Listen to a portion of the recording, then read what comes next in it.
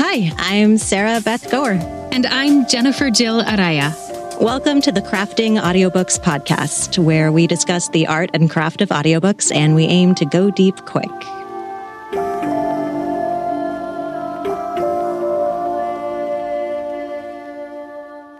Hello, everyone, and welcome to this episode of the Crafting Audiobooks podcast. And this is a bonus episode as part of our nonfiction series.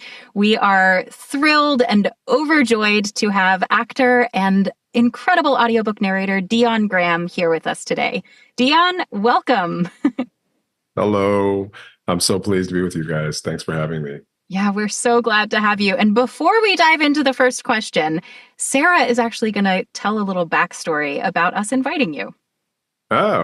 Yes. So when we were making we did a special nonfiction series on the podcast. And when we were making our list of who we'd like to invite to that series, you were one of the very first people we thought about. But I said at the time, I was like, but I really, really want to interview Dion about fiction. And I don't know if he'll come to the podcast once, let alone twice. So let's leave him off the list. Let's do some other people. But then, as many of our listeners, I'm sure know, the 2024 audio nominations came out and Dion was nominated for 3 out of the 5 best nonfiction narrator nominations. And I said, Jennifer, I think the universe is telling us that I made the wrong call. And we are so delighted that when we reached out to ask if you would come visit us for our special nonfiction series, you said yes. So thank you very much. Oh, my pleasure. I'm really happy to be with you guys, and I'll come back to do some fiction with you too if you want. That would be amazing. We would love that. But before we get into that fiction stuff, let's go ahead and dive into the nonfiction discussion. So, Dion, to start with, I would love to know about how you prep your nonfiction titles. So, prep for nonfiction can sometimes have a lot more words and names to look up. And I would love to know, other than looking up extra stuff, if there's any difference in the way that you prep a nonfiction title versus how you prep a fiction title. That's a good question. There are a lot of similarities. I would say, excuse me, I would say the biggest difference is that if I'm narrating a nonfiction title that is about someone who's living or someone who's enough in the public eye that we can have a visual or sound record of them, I'll try to avail myself of that. For instance, I did Sly Stone's memoir recently, and I also did the MLK biography.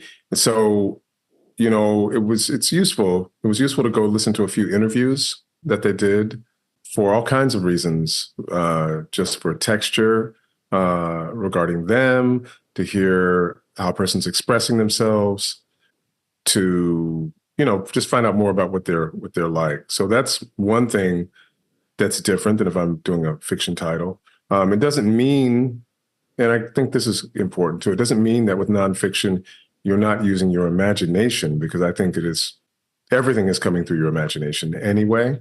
But I think these are resources that are really useful to me, just in terms of getting next to a person's essence. And if it's something like The Wager, David Grann's newest book that I narrated recently, I didn't need to go to the internet too much to look at videos about that. Mostly in that situation, just want to make sure that you're getting pronunciations right. Want to make sure that anything that you don't understand, that you find out what you're talking about. Interesting little side note. People have overwhelmingly loved The Wager, but occasionally my attention has been pointed to some folks who thought that, the narrator mispronounced. Doesn't everyone know that Don, Juan, is pronounced Don Juan? I'm like, yes, but we're referencing Byron's poem in which he actually wanted it pronounced Don Juan for a reason. So those are important things to know, because even though in this day and age, people might not have known that, it's great to be accurate too. Yeah, for sure. I will say I listened to The Wager, and it is a masterful Oh, audiobook. I absolutely love it. But I have to note, like, did you research some of the um, Navy terms and, how things work on a ship? Because there's a lot of discussion about the different roles on the ship and how things work. And so did you do some digging into that in your prep process? absolutely, absolutely, and it was important. It's important to do that because these are naval terms that lots of people know, Yeah. and some things, on occasion, depending on where you're from, may be said differently as well. So, yeah, I definitely did, and thank you for listening to that. I'm glad you loved it. That was great. I had a ball with that, and it was a really interesting ride too. David had said that he particularly didn't want a British narrator for it, and he didn't want it narrated. That he didn't want it narrated in a very Richard Attenborough way, like some people like their British naval misadventures. And he wrote it in a particular way, so I just tried to channel that. Yeah, it was an epic tale. I loved it. Oh, awesome! That's great. I'm really curious to follow up on one thing you said. You said, like, if there are real people whose voices we know that you're going to be representing, you like to listen and just get a feel for like their energy, their texture. Could you tell us more about that and how you apply it to the audiobook? Because we all know, of course, like you don't want to just do an impression of Martin Luther King, right? So can you talk about the nuance of how you bring that to life in the audio? Absolutely.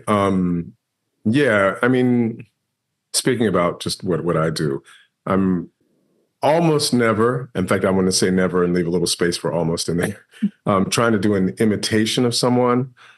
I'll leave a little room to say a book might be written in a certain way that is a satire or a parody where you might be trying to do an imitation, but typically in nonfiction, definitely not trying to do an imitation of someone. But I do, if that's what the book calls for, try to lean towards that person, lean towards their essence. And I just think it can be really useful. Here's my rule of thumb about everything. Nothing gimmicky, never try to be clever, but I think it's important to tell the story as you hear it, as you understand it. It's a good time for me to say that, like, everything always is being refracted through your understanding, through the narrator's understanding, through the person who's telling the story, their understanding, their response to what they're interpreting. And I think that's important to understand too, that we are definitely interpreting the material. I have heard people say before that they want to get out of the way and not put themselves in it. And I understand what they mean by that.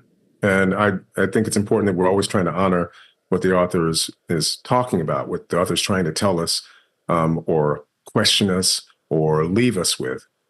But I think that the plain fact is that it's always coming through the instrument and the artistry of the person who's telling the story.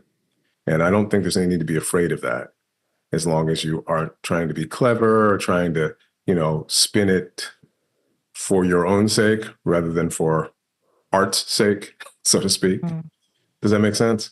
Absolutely. Yeah. The term that I've used for myself is that I want to feel like I'm co-creating the audiobook with the author, that the author and I are creating it together. And it's the author's work, but it's also my work as well. Absolutely. I understand exactly what you mean. I mean, when we read the book, of course, someone wrote that.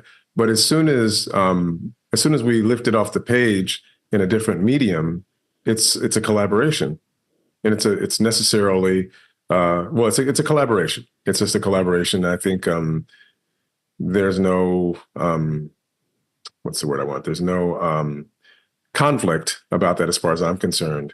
I just think that there's no need to put unnecessary dampeners on your creative response, as long as you are being faithful to how you're hearing the story and what you think the author is actually trying to share with us, if that makes sense. I find that a really exhilarating way to put it, that there's a big, I get exactly what you're saying, that we talk a lot in this industry about like honor the author's intent, honors the author's intent. And you're like, yes, except don't like through trust your instrument and your collaboration and what you're bringing, because as long as you're not like, there's a difference between here I'm bringing my instrument because I hope you'll look at me and how awesome I am as a narrator, and here I'm bringing my instrument because we're making art together and I need to show fully up. And I'm just like, oh, I love that. Yeah, I love absolutely. describing it that way.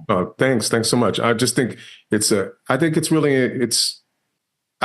important. You know what I mean? Because I just think, that we're not robots, and we wouldn't want to be robots. And also, I don't think that most authors are just writing for their own exercise.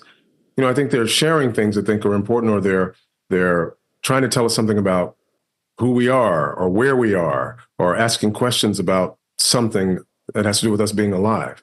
And I think that you have a real live human artist who's interpreting this. And I think that you can't even help having a response. So I'm also very excited to hear this because, when I'm listening to other narrators, I'm always listening for like, what's working for me about this? What isn't working for me? What am I like? What can I learn from this narrator, whoever they are? They always have something to offer. And when I listen to narrators who I consider like just masterful, there's this essence that I'm like, but what is that? What's happening? And that's how I feel when I'm listening to your narration. I'm like, okay, I can hear all these technical things that are working well, but like, what is this other like mastery thing? What is that? And you just described it. I'm like, that's what it is. Dion is doing that. And so I'm just like exhilarated over here because I love to learn and grow in the craft. And you just like you put a puzzle piece in place for me, Thanks so much. I'm glad to hear it. And, listen, it's exciting for me too, because there are many, many, many, many, many different ways to tell a story: fiction, nonfiction, story. And I feel like we are only limited by, I think it's simply true. We are only limited by the bounds of our imagination, which doesn't mean, I really want to underline this for somebody who may want to take issue with this. It doesn't mean they're like, okay, what's going to be a fun way, a sexy way? No, just listen. The movie, as you know, as soon as we start reading a book, just an average reader or a reader who may be interpreting this later, the movie begins to play in your mind without you having to do anything. And sometimes not quite even sure what is going on here until, oh, I get it, right? And then, so you don't have to be clever. You just have to be open and listen and be aware of what's happening as you spin the tale out. And, some books really call out for, well, they just call out for different things. For instance, The Wager's different from King, which is different from, what else could I pick? Different from another book I did a book of Carl Sagan's a while ago called Broca's Brain. It's incredible. And we're talking about different things. For instance, in King, we're talking about his life, and there are passages that are him speaking, and there are other passages where we are in other people's thoughts, and we're also in the author's synthesis of what all this means. So anyway, not to go on, but you guys hear what I'm saying. Yeah, for sure. Here's our next question for you, Dion. If we were going to ask you anything about your nonfiction process, right? If you were like, this is the one thing narrator, like I think would be the most useful for narrators to know, what would you tell us? Oh my gosh. If you were going to ask me one thing about my process that I think was important to share with other narrators, what would that be? I mean, aside from making sure that you understand what's going on and understand and know how to pronounce everything, I would say that I think it's really important to be open to what you're getting from this book, from what you understand the author to be saying, the thrust of what the author is saying, and to be open to your creative response. So I myself don't work necessarily very formulaically. Like, there are people who play their three notes. And I mean that quite respectfully. That's wonderful. I know my palette is wide, and also just as an artist, I want to be, and I can't help being, just open to how the thing is working on me. And I think if you do that, you can't go wrong. I know that some folks feel that there are rules. Here are the nonfiction rules. Yeah, I kind of think that, like, if you're approaching art, making anything based on rules, it's not paint by numbers, right? Paint by numbers could be fun, I guess, but I think it's infinitely more fun to engage, to allow yourself to be engaged with what the author is saying, and allow yourself, as opposed to, no, I can't have that response. I can't, because you already have it. You're having the response. You're having the response, and telling the story in the way.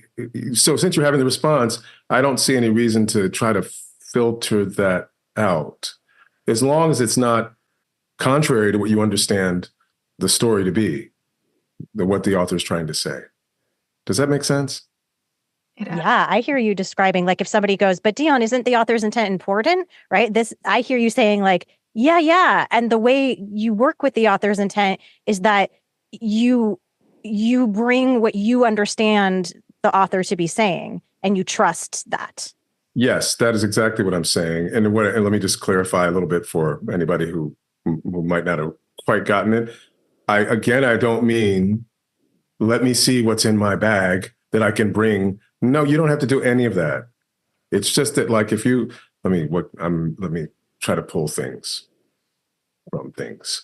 In King, for instance, we're talking about some things that actually happened in history.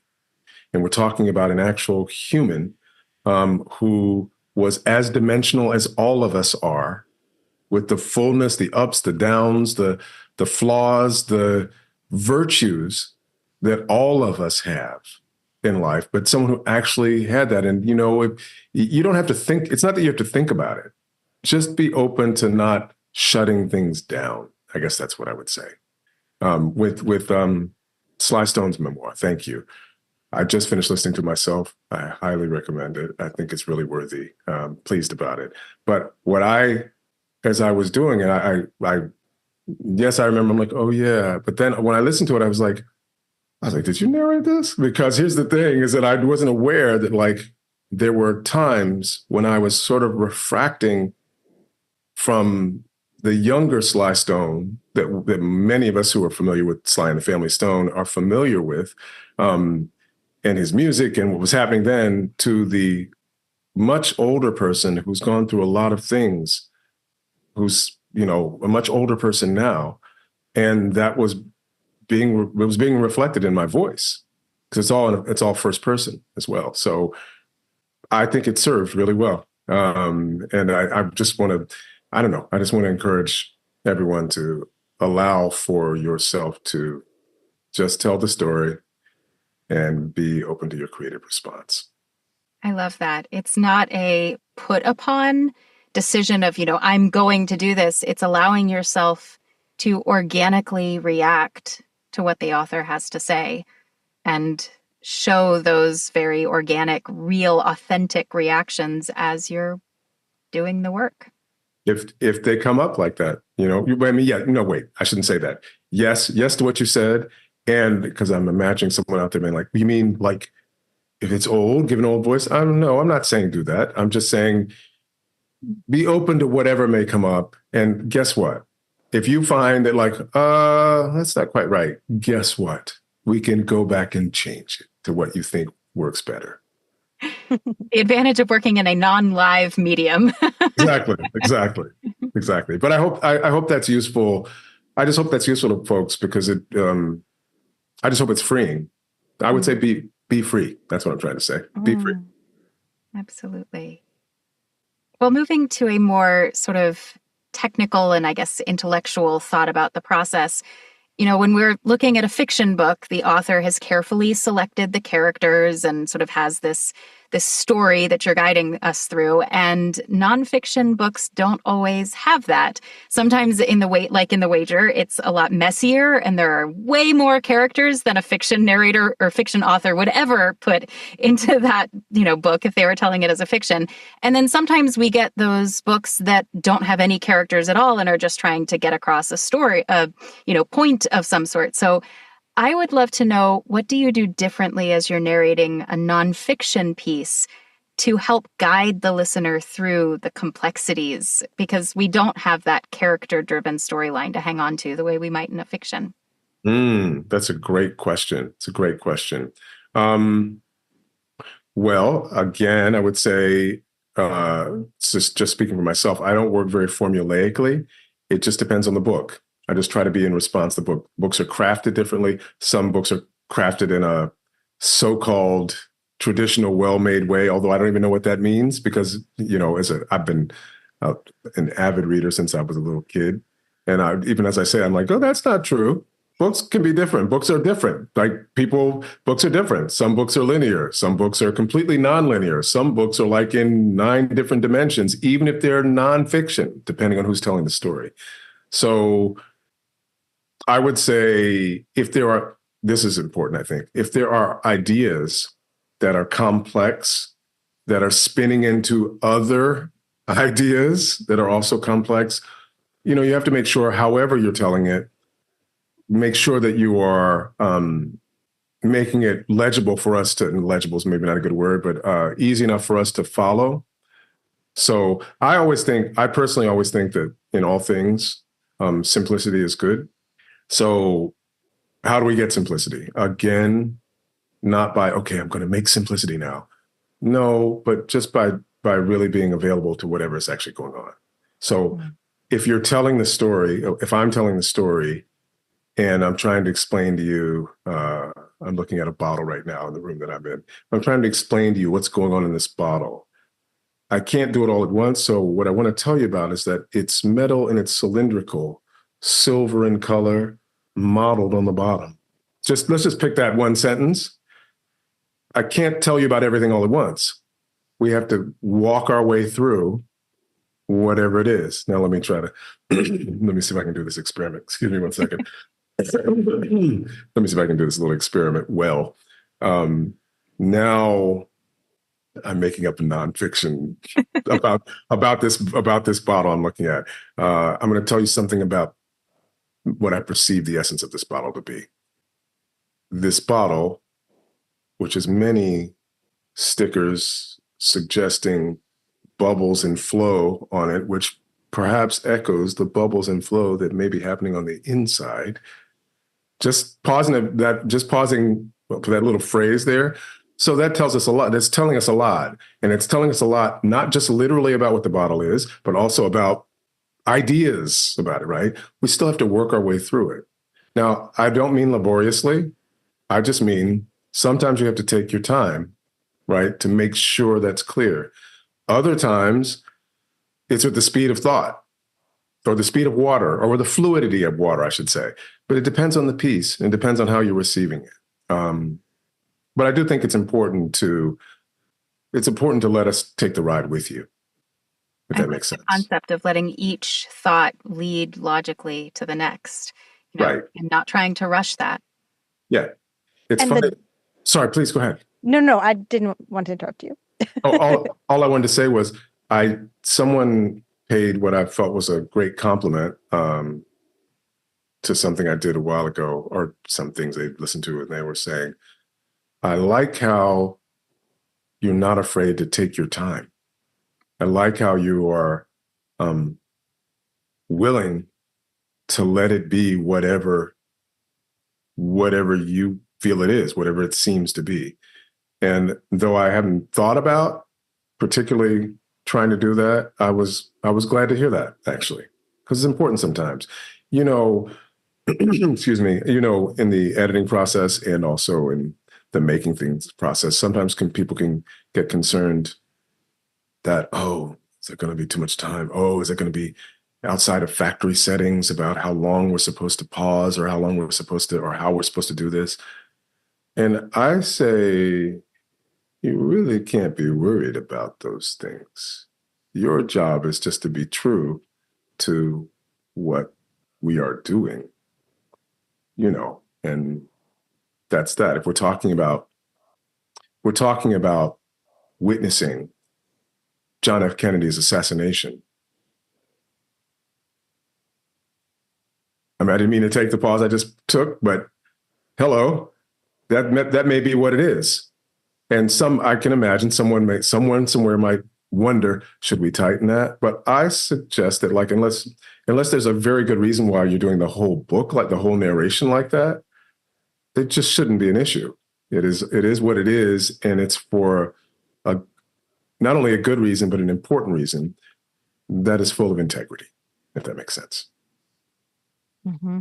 Yeah, I love this theme of you're talking about something technical of like, well, we need to go at the speed. We're explaining this complex thing. We need to go at the speed that people can digest. Yes. But you're saying, great yes, way to put it. Yeah.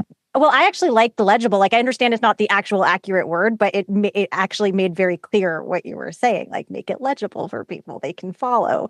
Mm-hmm. But you're saying, but don't think here, I need to make it legible. Just be in it, and it'll show you how to make it legible or digestible. Like, I just love this theme. Or you're saying, like, you don't think like, oh, was that the right length pause? Should I tighten it? Did it need longer for reflection? No, just be in it and it'll show you. Like, that's very exciting to me. Wonderful. I mean, it's exciting to me too. I just think it's really important. And also, I think that if we're doing that, the work will stand on its own. And if you're consistently just doing that, the work will stand on its own, because it will always have the dynamics that it needs to have. The dynamics that it has will be appropriate, right? My feeling is this, because I guess I'm listening one more time to, excuse me, anybody who may be on lockdown, like, but all I have to say is that, like, if you are making it to your specifications that are full of integrity about telling the story, staying true, then after that, really, as far as I'm concerned, you must let the chips fall where they may. Mm. Someone might love it. Someone else might not love it, although I don't think that's going to be the case. It won't be about you. It'll be about the subject usually.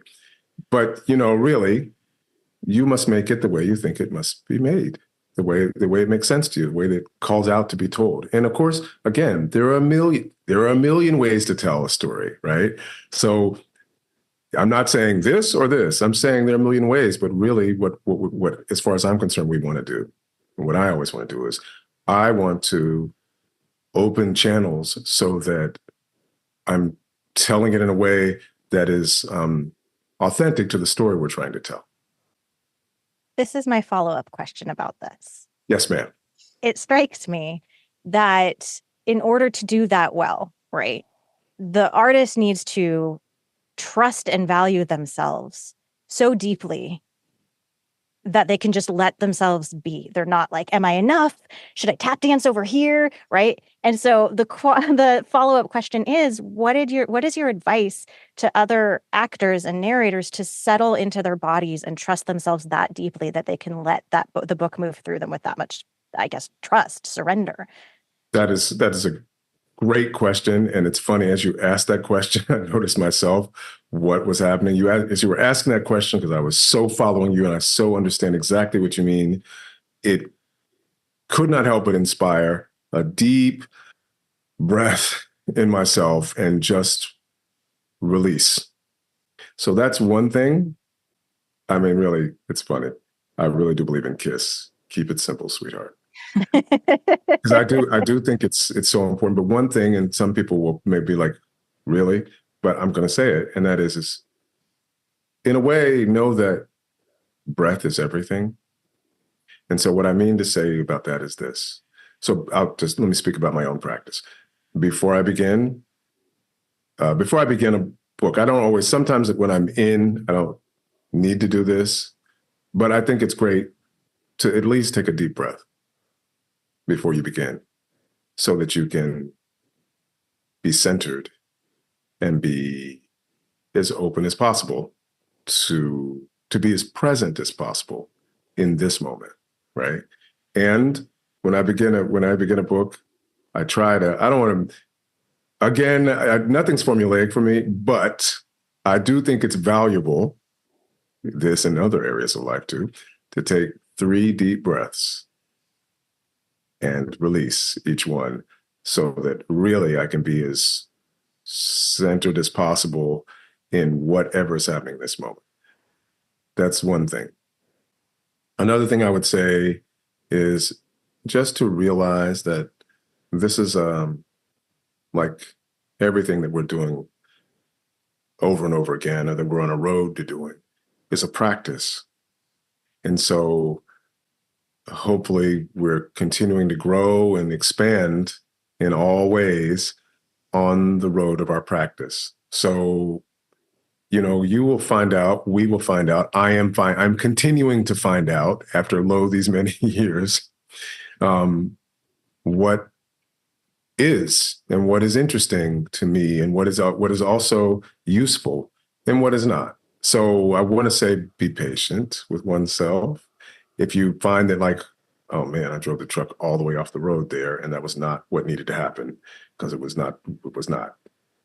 It's okay. Take a deep breath, go back, and then just try to bring ourselves back to whatever the center, or even if the center is way, way, way, way to the left from the center, but that's the center where we're starting from, where we left off, if that makes sense, right? I think that's just really, really useful. Let me just say one other thing, which I bring to this work, and I want to share it with everyone as well, because I want everyone else to be free to have this tool as well, which is important in all of my work, whatever medium it is in. And that is just to remember that you just want to be really doing. So if you're, I didn't make this up, but it's something I'll share. It's definitely a tenet of all my work. And that is that acting is doing truthfully under imaginary circumstances. Sanford Meisner. That's right. That's right. And, however one shifts that for oneself, whatever. But what I want to say, it is useful in this practice we're talking about, because if you are really telling the story, there's really no room for you to feel self-conscious, to feel worried about, am I being loud enough? Am I being too fast? If you're going too fast, you'll know you're going too fast, and you will stop and you'll go back, right? But if you are focused on what it is that you are really doing, then all kinds of wonderful things will happen that you could not have predicted, you could not have planned for. It will be unfolding before you. And that's how I like to approach it. Other folks may have other things to share, but that is how I do like to approach it. It's a particular medium we're in here, but I think that is a really, really fertile way to grow things. If that makes sense. Does that make sense? Mm-hmm. It does. I'm just so excited. I'm like, oh yeah, I'm doing the interview. I need to ask the next question. All good. Yeah. Wait, just let me just say, I just want to say, it's funny. So I've been narrating for, quite a while now. And of course I was, had a really beautiful journey as an actor that continues before I began this realm of that experience. And I'm still just as excited and grow even more excited. And, of course I have a body of work behind me now, and folks know I can remember in the early days when I might be working with a director, sometimes not necessarily a director, but that's the person who was directing. And they'll be like, no, we can't do it like that. I'm like, why? No, we can't characterize like that. Or no, we have to go. And I was like a 3-year-old, like, but why? And, with respect to all of those folks, I just had to stay true to what I thought. And I mean, it had something to do with the way things well, the way things had been done up until then. And there was a time period when, maybe the prevailing style was, we are just reading the book to you now, right? Or other things that I found super hammy that didn't really resonate with me. And I just felt it's important. It was important. I just felt it was important just to follow my instincts, on that, trusting that like everything that you're already bringing, which you don't have to go, oh, now let me activate, fill in the blank. You're already bringing that stuff. It's with you already, and trusting that is there to support you and will get activated without you having to put your hand on anything. And I just think that it's just eminently exciting to me. Barbara Rosenblatt said something very similar to what you said, that when she started narrating, she was told like how to do it. And she was just like, I'm not doing it, because it was back when that was the style. And she was like, I'm not doing it that way. That's not what I do. And so it's just really fascinating to me that like both two people who are considered masters in the field and who I consider masters in the field, because those are always the same. Not that my subjective opinion necessarily matters, but like who I really especially admire and who are considered masters. Oh, thank you.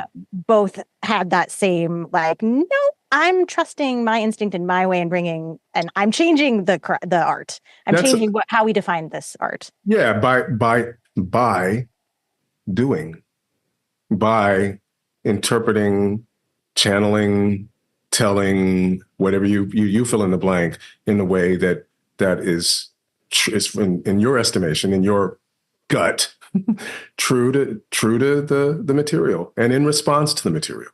It's great. I utterly agree with her about that. And it's, I think over the course of time, we've seen things spin around differently. People oftentimes, I think, want this story to be brought, even if it is nonfiction, to be brought to life, which doesn't mean, I'm saying this for that one person out there, like, okay, so how can I grow some chia? Because chia will be cool. No, it doesn't mean you have to find something. Just try to be available to what you hear. That makes sense. Absolutely. So, okay, we're on to our next question, but I'm throwing in a bonus question because I have to ask. You work in many different mediums of acting, and I would love to hear your perspective on what you particularly like and enjoy about applying acting to the medium of audiobooks as opposed to other mediums. Thank you for that question. It's great, and it excites me too. First of all, I don't think of it this is just me taking away. I know what you're saying, but let me reframe it in this way for myself anyway, and maybe it'll resonate with other people. I don't think of it as applying anything, but to take the intent of what you were saying, I want to say this. I really think of it as a different medium. I approach it in the same way I approach the rest of my work, but I want to say that like what's exciting about this is that I do understand that the entire story is being refracted through my understanding of it and my understanding of it. And not just my intellectual understanding, but how it's affecting me, how it works on me. And I'm bouncing that back through choices, of course, sometimes, and sometimes just through being available to what I'm getting from it. We're the storyteller. I'm the storyteller. So I'm playing all the parts. I'm thinking about this as I'm telling you about this. I'm thinking about The Circle came up. I narrate most of Dave Eggers' work as well. I don't know if you guys know that, but I do. And The Circle, which I think was a great book, and he's examining things. He's examining in it, and he's cautioning us about some things, but it seemed to me that some of the characters he was writing about were a certain kind of oftentimes so-called young person of a particular types. And it's not just one type of person, but I'm saying I got something from what he was saying.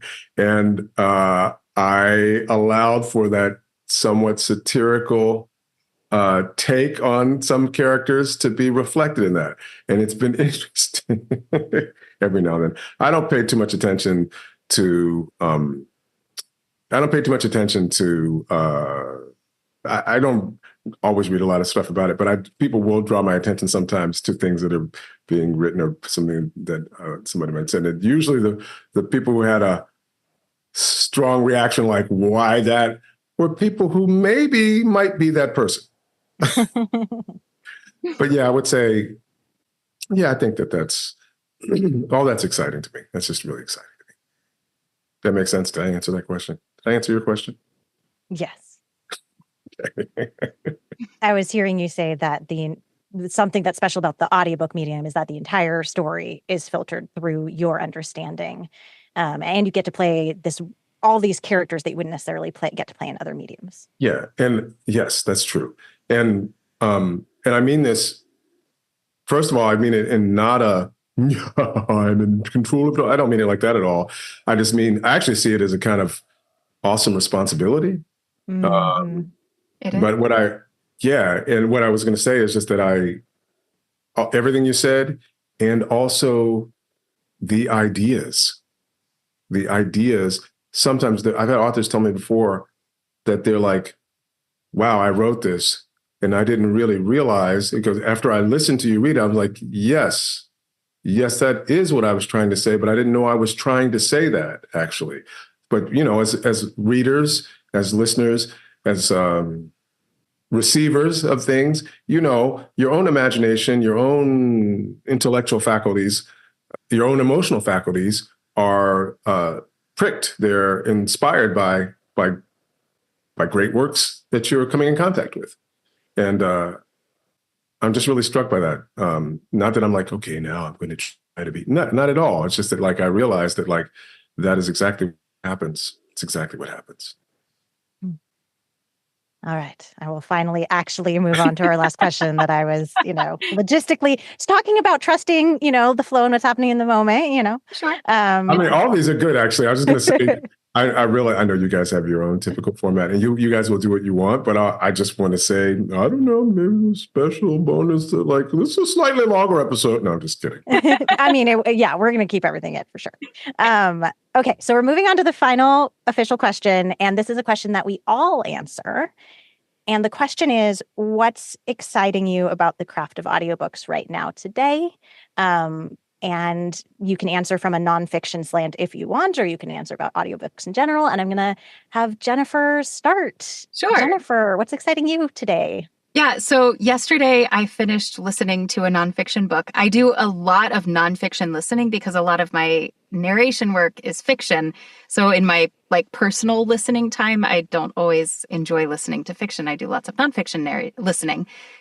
So I finished listening to Hidden Potential by Adam Grant, and the author narrates it. He does a pretty good job, but what I found super fascinating about the way that this was produced was that when he was quoting someone and that person was available to have those lines read by that person, or if it was an interview that the author did as he was researching it and he recorded the interview, they actually used the person he was talking to narrate those quote lines. And it was a seamless, multicast, full cast kind of way of doing nonfiction that I had never heard applied to nonfiction. I mean, when you think of a full cast audiobook, you typically think of a fiction audiobook. And like I said, some of them you could tell that they were from when the author interviewed the person as research for the book. Some of them you could tell were recorded by the subjects after the fact because they weren't all super facile as narrators. So you could tell they were kind of reading what they had said before. But it was just made for a very immersive audiobook. And in the book, he has a lot of case studies that he's really digging into the experiences of one person at a time. And so hearing that person describe their experiences in their own voice really added to the book as a whole. And I guess what excites me about this specifically is that we are decades into audiobooks as an art form, and yet things are still changing and evolving, and we're still figuring out new ways to enhance and improve the storytelling. And it is just a beautifully growing art form. And that brings me a lot of joy and just makes me really excited. So, yeah. Awesome. Yeah, it was a really neat experience to have a full cast nonfiction audiobook.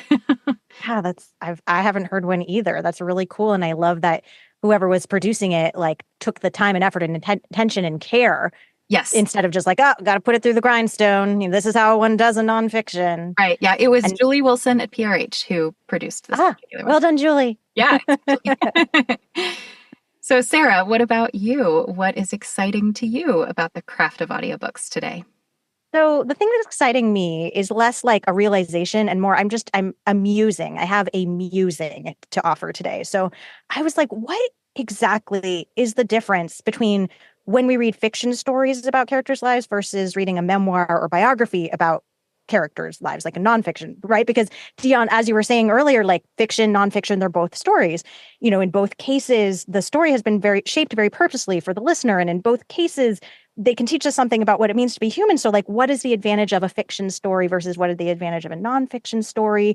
Maybe there's a different type of catharsis that happens when we know the story was real versus when we know it was born from human imagination.